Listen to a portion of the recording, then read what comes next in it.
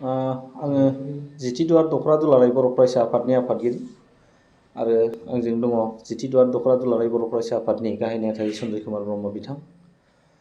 दिनैहाय जे बेलासियाव मोनसे थाइखाजरा ओनसोलनि जे बुरथिनालि बाजार, बे बाजाराव आथिखालाव सोलिबाय थानाय जे लक्ष्मी फुजा, बेखौ लोब्बा लाखिनानै जे मोनसे मेला खुंनाय, बेवहाय लाजिनांथाव आरो दुखुनांथाव मोनसे जाथाय जानानै थांदों।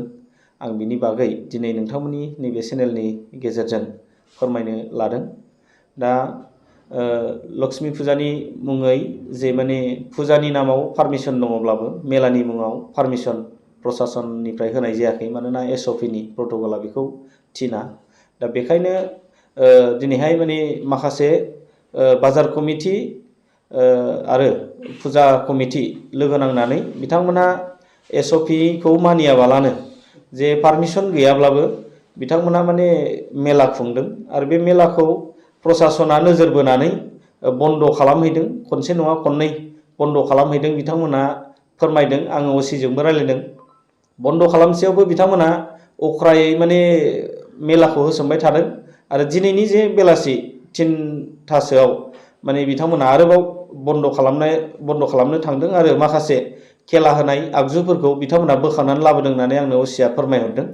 आरो बिनि उनाव मोनसे फिनजाथाय जादों जे माने जोंनि दुलाराय बर' फरायसा आफादनिफ्राय जोङो बे कार्यकलापखौ, बेफोरबायदि हाबाफारिखौ जोङो मोजां मोना हिसाबै जोंखौनो दुलाराय बर' फरायसा आफादखौनो इनफरमेसन हरदों पुलिसनो होननानै बिथांमोना सन्देह खालामदों आरो सन्देहनि गेजेरजोंनो बिथांमोना थाइखाजरा दालाइसा दुलाराय बर' फरायसा आफादनि जोंहा रांगिरि हरिचरन बसुमतारी बिथाङा बे थाइखाजरा बुरथिनालि बाजारावनो दखानबो होखायो टेलरिं। बिथाङा आथिखालाव इउनिफर्म सुनायनि जोबोद मुखुबाव दंमोन। दा बिथांखौ दखानाव थांनानै फुजा कमिटि, बाजार कमिटि आरो माखासे दुथां सेंग्राफ्रा बेयाव थांनानै माखासे समाज बेरेखा हाबा मावनो मोजां मोनग्रा मानसिफ्रा बेयाव जमा जानानै बिथांखौ एबसुनि वार्कारखाय एटाक खालामहैदों। बिथांनि माने टेबोल चेयार सौख्रांनायजों लोगोसे बिथांखौ माने बुहैदों।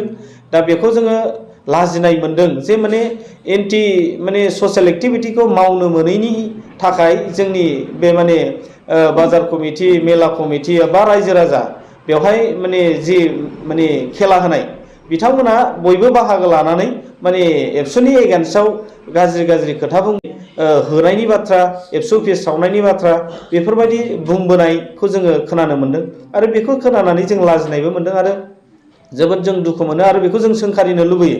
जोंनि समाजनि थागिदाया जोंहा धोरोमजोंनो, जोंनि सुबुं माहारिया सोदोमस्रि मोनदों होनोबा धोरोमजोंनो। दा धोरोम सिबिनायनि मुङाव जे मोनसे समाजनि गाज्रि बिथिंखौ लांनायनि जे मोनसे कार्यकलाप, बेखौ होफानायाव जोंनि सिबियारिफ्राबो लाजिनांगौ दङ आरो बेखौ आं ओंखायनो खावलायनो सानो, जाय बिथांमोना सिबिनाय खुलुमनायनि थानखौ खालामदों, बै बिथांमोना जाहाथे समाज बेरेखा हाबानि जायगाखौ होफाया। जोंनि ओनसोला ओरैनोब्लाबो गोग्लैसोनाय ओनसोल, बेखायनो जोङो ओनसोलखौ बोखांनांगौ जायोबा जोङो बेफोरबायदि हाबाफारिनिफ्राय जोङो गोजानाव थानांगोन आरो जोङो जोंनि गथ' गथायखौ, इयुनखौ जोङो मोजाङै लांनायावसो जोङो बयबो बाहागो लानांगोन। नाथाय गाज्रिनि थाखाय बयबो ज' जानायखौ आङो मोजां मोनाखै आरो आङो सोंखारिनो लुगैयो। दा फरायसा आफादनिफ्राय मा राहा? जोङो बेवहाय अर्गानाइजेसननि डिसिप्लिन आरो मान मर्यादानि खोथा थाबाय। बेखायनो जोङो बै जायफ्रा माने दुस्थ खालामदों, जायफ्रा माने जोंनि वार्कारखौ बुदों, बे बिथांमोनखौ जोङो एफआइआर होनो थाखाय थिरांथा लाबाय।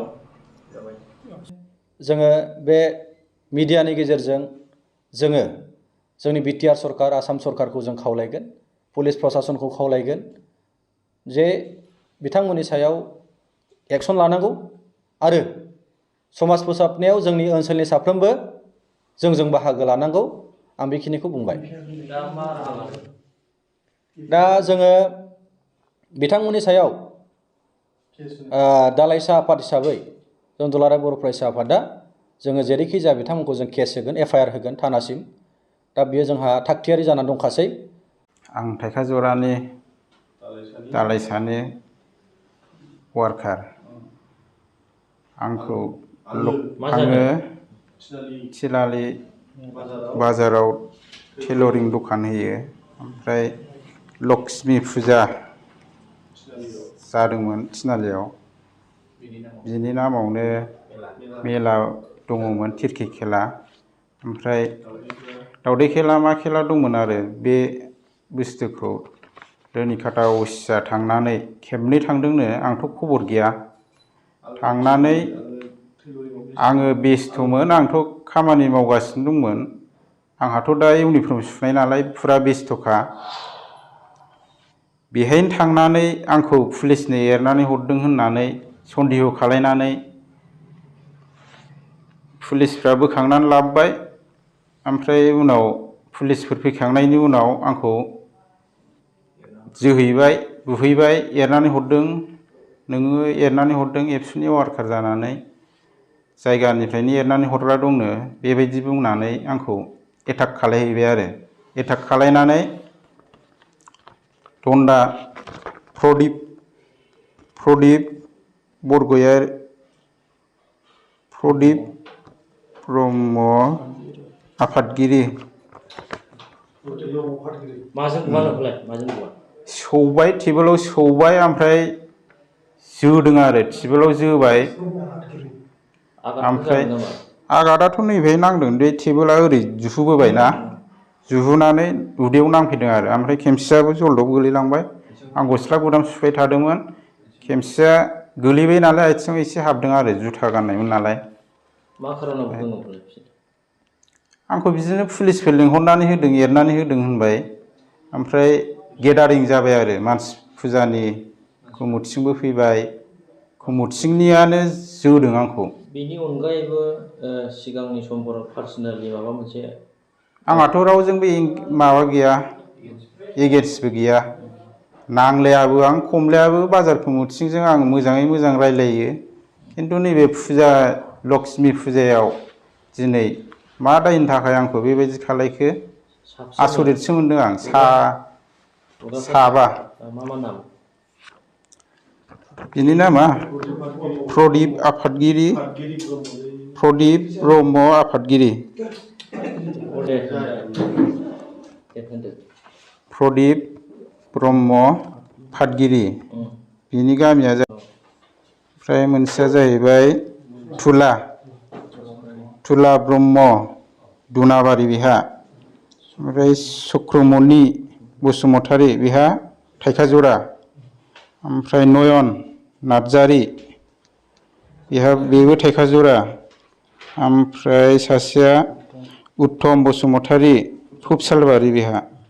बिसोर साबा। इनाय रोखोमै बुलांबाय, नों दा मा लुबैयो? आंथ' न्याय नांगौ, आंहा मान सनमाननिबो खोथा दं, लासिं सिं पाब्लिक गेदारिं जानाय, आरो दुखुबो मोनबाय, आखाइयावबो नांदों, आथिङावबो नांबाय, अहेबावबो बै टिबोला नांफैबायना, ओरै जोबाय नालाय सिगांजों, आंथ' मोखांजों मोखां जाबायना, बे सौबायबो, नांबायबो, जोबायबो, न्याय नांगौ आरो आंनो।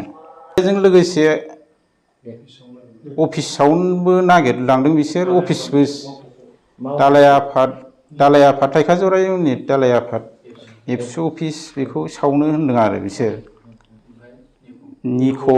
एबसुनि मानसिखौ निख' होनोबो होनलांदों आरो बिसोर।